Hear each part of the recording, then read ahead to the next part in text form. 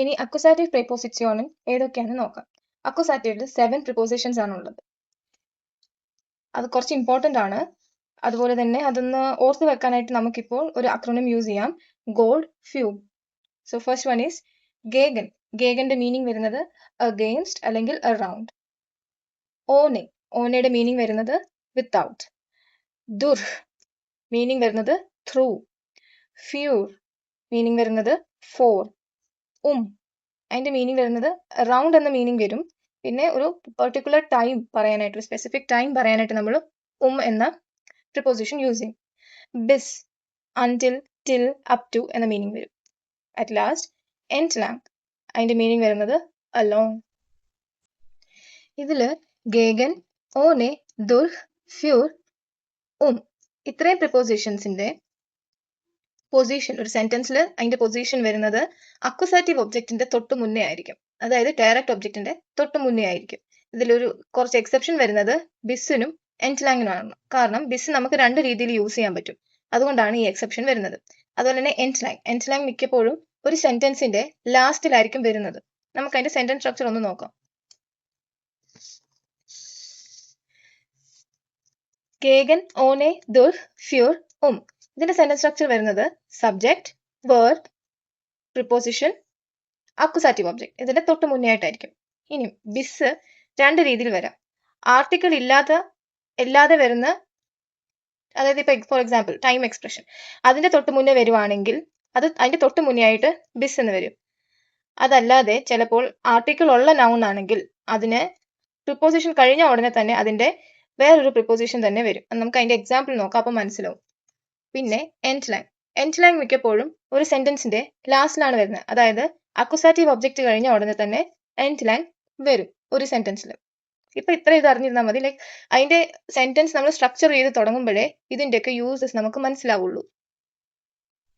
ഇനി നമുക്ക് ഈ ഓരോ പ്രിപ്പോസിഷൻസിന്റെയും കുറച്ച് എക്സാമ്പിൾസ് നോക്കാം. ആദ്യമായി നമുക്ക് ഗേഗന്റെ നോക്കാം. Ich bin gegen den Plan. I'm against the plan. പ്ലാന്റെ ആർട്ടിക്കിൾ വരുന്നത് ദർ ആണ്, മസ്കുലിൻ ആണ് പ്ലാൻ. അപ്പൊ ഇവിടെ ഏത് ആർട്ടിക്കിളാണ് യൂസ് ചെയ്തത്? ദേൻ. കാരണം എന്താണ്? അത് ഡയറക്റ്റ് ഒബ്ജക്റ്റ് ആണ്, അത് അക്വസാറ്റീവിലാണ്. അതുകൊണ്ട് നമ്മൾ ഇവിടെ ദേൻ യൂസ് ചെയ്തു. അതുപോലെ തന്നെ ഈ പ്രിപ്പോസിഷൻസ് ഒരു സെന്റൻസിൽ വരുവാണെങ്കിൽ, ഈ ഗോൾഡ് ഫ്യൂബ് എന്ന പ്രിപ്പോസിഷൻ ഒരു സെന്റൻസിൽ വരുവാണെങ്കിൽ അതിനെ റിലേറ്റ് ചെയ്യുന്ന ഒബ്ജക്റ്റ് അത് എപ്പോഴും അക്വസാറ്റീവിലായിരിക്കും. അത് എപ്പോഴും മൈൻഡിൽ വെക്കണം. ഈ പ്രിപ്പോസിഷൻസ് ഏത് സെന്റൻസിൽ വന്നാലും ആ പ്രിപ്പോസിഷൻസ് റിലേറ്റ് ചെയ്യുന്ന നൗൺ അതെപ്പോഴും അക്വസാറ്റീവിലായിരിക്കും. ഇത് മസ്കുലിനിലായോണ്ട് മസ്കുലിനിലെ ആർട്ടിക്കിൾ, അക്വസാറ്റീവ് ആർട്ടിക്കിൾ ഏതാണ്? ബെസ്റ്റ് ഇംറ്റർ, ദേൻ. അതുകൊണ്ട് തന്നെ നമ്മൾ ഇവിടെ ദി പ്ലാൻ എന്നുള്ളത് ദേൻ പ്ലാൻ, ദർ പ്ലാൻ എന്നുള്ളത് ദേൻ പ്ലാൻ എന്ന് എഴുതി അക്വസാറ്റീവിലായോണ്ട്. അതുപോലെ തന്നെ ഇവിടെ ഗേഗൻ എന്നുള്ള പ്രിപ്പോസിഷൻ വന്നത് കൊണ്ട് തന്നെ ഇത് അക്വസാറ്റീവിൽ പോയി, ഈ നൗൺ അക്വസാറ്റീവിൽ പോയി. അപ്പം ഇഹ് ബിൻ ഗേഗൻ ദേൻ പ്ലാൻ, I am against the plan. അടുത്തത് ദസ് ഔട്ടോ ഫെയർഡ് ഗേഗൻ ദി വാൻഡ്. ഇത് ഫെമിനിൻ ആണ്. ദി വാൻഡ് എന്ന് പറഞ്ഞാൽ the wall. The car drives against the wall. ഇവിടെ ഗേഗൻ എന്ന പ്രിപ്പോസിഷൻ സെന്റൻസിൽ വന്നു. അതുകൊണ്ട് തന്നെ ഈ അടുത്ത് കിടക്കുന്ന നൗൺ എന്തായി മാറി? അക്വസാറ്റീവിൽ മാറി. അക്വസാറ്റീവില് ഫെമിനൈൻ വരുമ്പം ആർട്ടിക്കിൾ ഒരു ചേഞ്ചും വരുന്നില്ല. അതുകൊണ്ട് തന്നെ ദി വാൻഡിന് തന്നെ നമ്മൾ എഴുതി. ഇവിടെ ഇത് അക്വസാറ്റീവിലും പോയി. ഈ രണ്ട് സെന്റൻസ് നോക്കി, ഈ രണ്ട് സെന്റൻസിലെ സബ്ജക്ട് ഏതാണ്?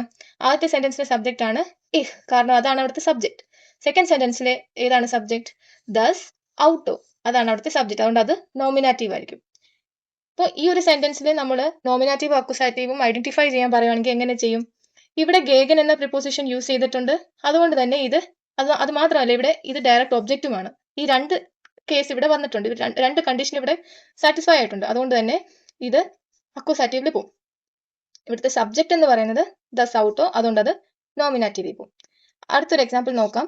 എസ് റേഗ്നറ്റ് ഗേഗൻ ദസ് ഫെൻസ്റ്റർ. It rains against the window. ഫെൻസ്റ്ററിന്റെ ആർട്ടിക്കിൾ ഫെൻസ്റ്റർ എപ്പോഴും നോയിട്ടർ ആണ്. അതുകൊണ്ട് തന്നെ അതിന്റെ ആർട്ടിക്കിൾ ദസ് തന്നെ ആയിരിക്കും. അതിലൊരു ചേഞ്ചസും ഇല്ല. നോമിനാറ്റീവ് അക്വസാറ്റീവിലും സെയിം ആണ്. ഇവിടെ ഗേഗൻ എന്ന preposition use ചെയ്തേക്കുന്നുണ്ട്.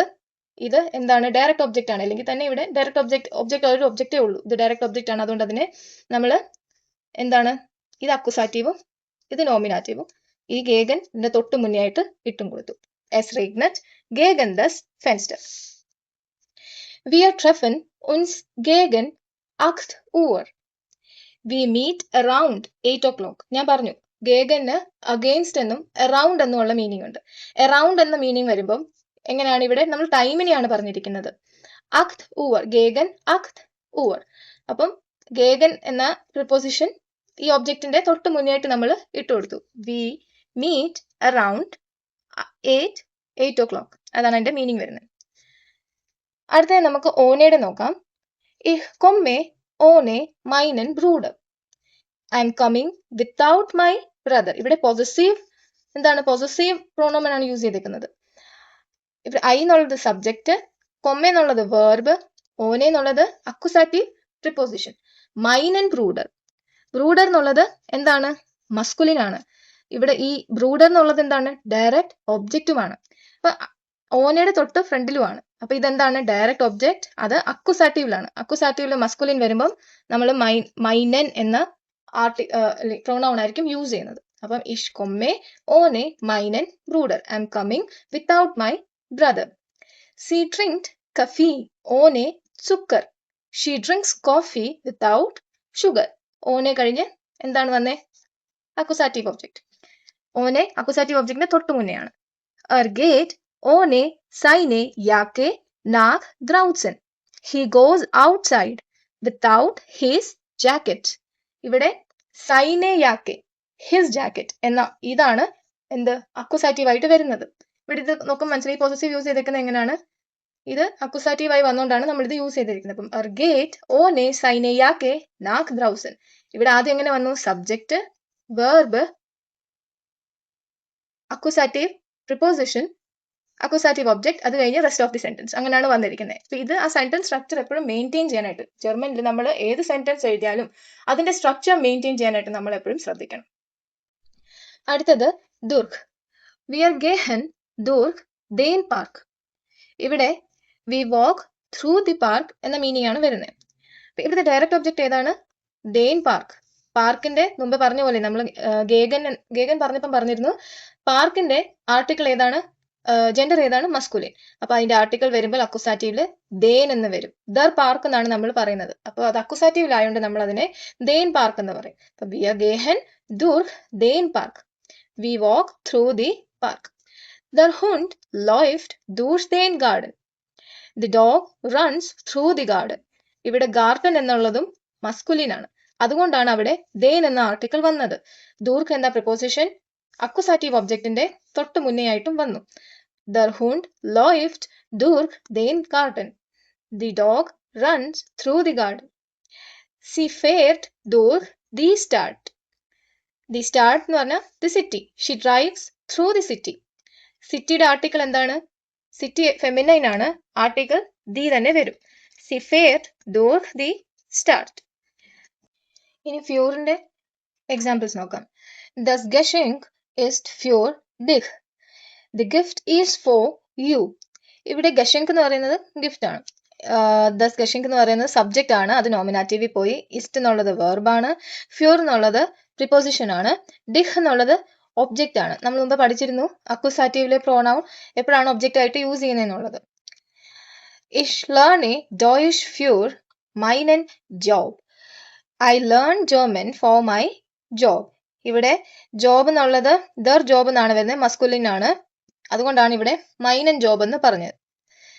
Danke für deine Hilfe. Thank you for your help. ഇനി ഉമ്മിന്റെ നോക്കാം. Der Unterricht beginnt 9 Uhr. The class starts at 9 o'clock. നമ്മൾ മുമ്പ് പറഞ്ഞിരുന്നു എന്നുള്ളത് അറൌണ്ട് അല്ലെങ്കിൽ അറ്റ് എന്ന മീനിങ് വരും. അതൊരു ടൈമിനെ പറയാനായിട്ടാണ് അറ്റ് എന്നുള്ള മീനിങ് വരുന്നത്. അപ്പോൾ ഇവിടെ 9 Uhr അല്ലെങ്കിൽ 9 Uhr എന്ന് പറയുന്നത് ടൈമാണ്. അതിന് വേണ്ടിയിട്ടാണ് നമ്മൾ എന്ന പ്രിപ്പോസിഷൻ ഇവിടെ യൂസ് ചെയ്തിരിക്കുന്നത്.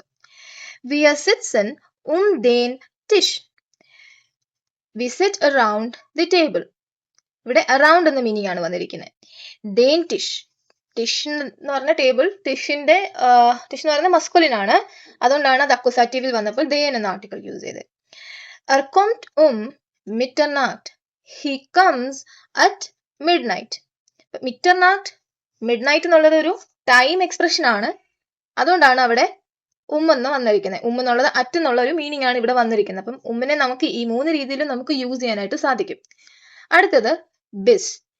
ഇഷ് വാർട്ടെ ബിസ് മോർഗൻ, I wait until tomorrow.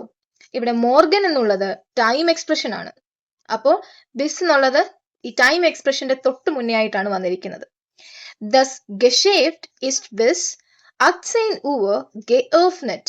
The shop is open until 6 p.m. അപ്പൊ ഇവിടെ ഇതും ടൈം എക്സ്പ്രഷൻ ആണ്. അതുകൊണ്ടാണ് അതിന്റെ തൊട്ട് മുന്നേ ആയിട്ട് വന്നിരിക്കുന്നത്. മുമ്പ് നമ്മൾ പഠിച്ചിരുന്നു അതിന്റെ സെന്റൻസ് സ്ട്രക്ചർ. ഇവിടെ നോക്കുവാണെങ്കിൽ സെന്റൻസ് സ്ട്രക്ചർ ബിസിന്റെ ടൈം എക്സ്പ്രഷന്റെ തൊട്ട് മുന്നേ ആയിട്ടാണ് വന്നിരിക്കുന്നത്. അതുപോലെയാണ് ഇവിടെ ഈ രണ്ട് സെന്റൻസിലും അങ്ങനെ തന്നെയാണ് ഇവിടെ വന്നിരിക്കുന്നത്. Wir fahren bis zum Bahnhof. We drive up to the station. ഇവിടെ ഈ നൗണിന് അതിൻ്റെതായിട്ടുള്ള ആർട്ടിക്കിളും ഉണ്ട്, അതിൻ്റെതായിട്ടുള്ള അതായത് നമുക്ക് അതിൻ്റെതായിട്ടുള്ള പ്രിപ്പോസിഷൻ, അതായത് നമ്മൾ ബാൺഹോഫിലേക്ക് പോവുകയാണ് അല്ലെങ്കിൽ ബാൺഹോഫിലേക്ക് ഡ്രൈവ് ചെയ്യുകയാണ് എന്നുള്ള ബാൺഹോഫിലേക്ക്, അതായത് ബാൺഹോഫ് വരെ നമ്മൾ ഡ്രൈവ് ചെയ്യുവാണ്, അത് നമ്മൾ ഡെപിക്ട് ചെയ്യാനായിട്ടാണ് അല്ലെങ്കിൽ അതിനെ നമുക്ക് ഇവിടെ പ്രസന്റ് ചെയ്യാനായിട്ടാണ് നമ്മൾ ബിസ് അപ് ടു എന്നുള്ള മീനിങ് വരും. സും ബാൺഹോഫ് എന്നുള്ളത് വന്നത് കാരണം നമ്മൾ ബാൺഹോഫിലേക്കാണ് പോകുന്നത് അല്ലെങ്കിൽ ട്രെയിൻ സ്റ്റേഷനിലേക്കാണ് പോകുന്നത്. അതുകൊണ്ടാണ് ചും എന്ന് വന്നത്. ചും വരുന്നത് അത് വേറൊരു കാരണം കൊണ്ടാണ്. ചു പ്ലസ് ഡേം ആണ് ചും വരാൻ കാരണം. അതിപ്പം നിങ്ങൾ ഡാറ്റീവ് ഒക്കെ പഠിക്കുമ്പോഴേ നിങ്ങൾക്ക് മനസ്സിലാകത്തുള്ളൂ. അതുകൊണ്ട് അതിപ്പോൾ ശ്രദ്ധിക്കേണ്ട. ലൈക്ക് നമുക്ക് ബിസ് എന്ന പ്രിപ്പോസിഷൻ നമുക്ക് ഇങ്ങനെ നമുക്ക് യൂസ് ചെയ്യാം എന്നാണ് ഇവിടെ കാണിച്ചിരിക്കുന്നത്. അപ്പൊ ഇത് അക്വസാറ്റീവിന്റെ ഭാഗമായിട്ട് വരത്തില്ല, എന്നാലും നമ്മളിത് ശ്രദ്ധിച്ചിരുന്നാൽ മതി. അടുത്തത് എൻസ്ലാങ് എന്ന preposition. Wir gehen den Fluss entlang. We walk along the river. അപ്പൊ മുമ്പേ നമ്മൾ സെന്റൻസ് സ്ട്രക്ചർ പഠിച്ചിരുന്നു എൻസ്ലാങ് എന്ന പ്രിപ്പോസിഷൻ സെന്റൻസിന്റെ ലാസ്റ്റിലായിരിക്കും വരുന്നതെന്ന്. അതുകൊണ്ട് ഇവിടെ എങ്ങനെയാ വന്നിരിക്കുന്നത്? wir subject, gehen verb, den Fluss. ഫ്ലുസ് എന്ന് പറഞ്ഞാൽ റിവർ എന്ന് പറയുന്നത് മാസ്കുലീൻ ആണ്. അപ്പം ഡയറക്റ്റ് ഒബ്ജക്റ്റ് ആണ്, അക്വസാറ്റീവ് ആണ്. അതുകൊണ്ട് ദേൻ എന്ന ആർട്ടിക്കൽ, ദേൻ ഫ്ലുസ് എൻസ്ലാങ്. എൻസ്ലാങ് എന്ന പ്രിപ്പോസിഷൻ, അലോങ് എന്ന പ്രിപ്പോസിഷൻ സെന്റൻസിന്റെ ലാസ്റ്റിലാണ് വന്നിരിക്കുന്നത്. Wir gehen den Fluss entlang. Sie läuft die Straße entlang. She runs along the street. Fährt den Strand entlang. He drives along the beach.